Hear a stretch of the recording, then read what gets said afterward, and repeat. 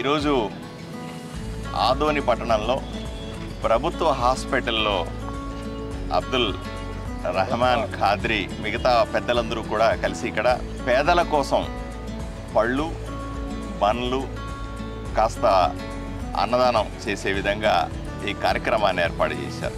ఒకవైపున తొలి ఏకాదశి స్టార్ట్ అయింది, ఇంకోవైపున మొహరం పండుగలు కూడా జరుగుతూ ఉన్నాయి. ఇవన్నీ కూడా పర్వదినాలు మొదలైనాయి. ఇప్పుడు ఈ రోజు నుంచి పండుగలు మొదలవుతాయి.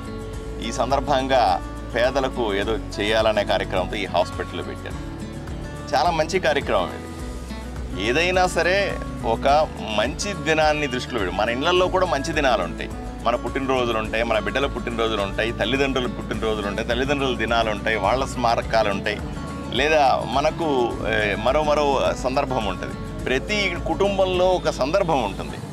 అందరూ సందర్భాన్ని దృష్టిలో పెట్టుకొని విలాసవంతంగా కేకులు కట్ చేయడం, విలాసవంతంగా మనం అవి ఇవి ఖర్చు పెట్టడం కంటే కూడా నలుగురు పేదలకు అన్నదానం చేయడమో, నలుగురు పేదలకు ఏదైనా సాయం చేయడం అనే ఆలోచన తీసుకోవాల్సిందిగా ఆదోని ప్రజలందరినీ కూడా నేను విన్నవించుకుంటా ఉన్నాను. దయచేసి ఆదోనిలో ఆలోచన చేయండి. 2,50,000 మంది ప్రజలు ఉన్నారు. వాళ్ళంతా నా కుటుంబ సభ్యులు.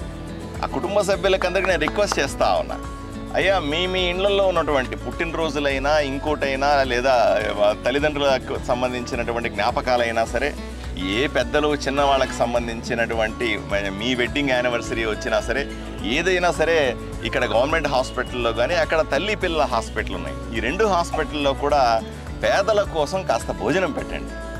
మీకు తోచింది పెట్టండి. 100 మందికి మీ శక్తి 50 మందికి ఉంటే 50 మందికి పెట్టండి, 100 మందికి ఉంటే 100 మందికి పెట్టండి. నిజంగా మీకు శక్తి ఎక్కువే ఉంటే 500 మందికి పెట్టండి. ఇలా ఊరిలో అందరూ అనుకుంటే తప్పనిసరిగా ప్రతి పేదవాడికి ఇక్కడ భోజనం ఉంటుంది. ఏదో రకంగా మనకు కూడా సాటిస్ఫాక్షన్.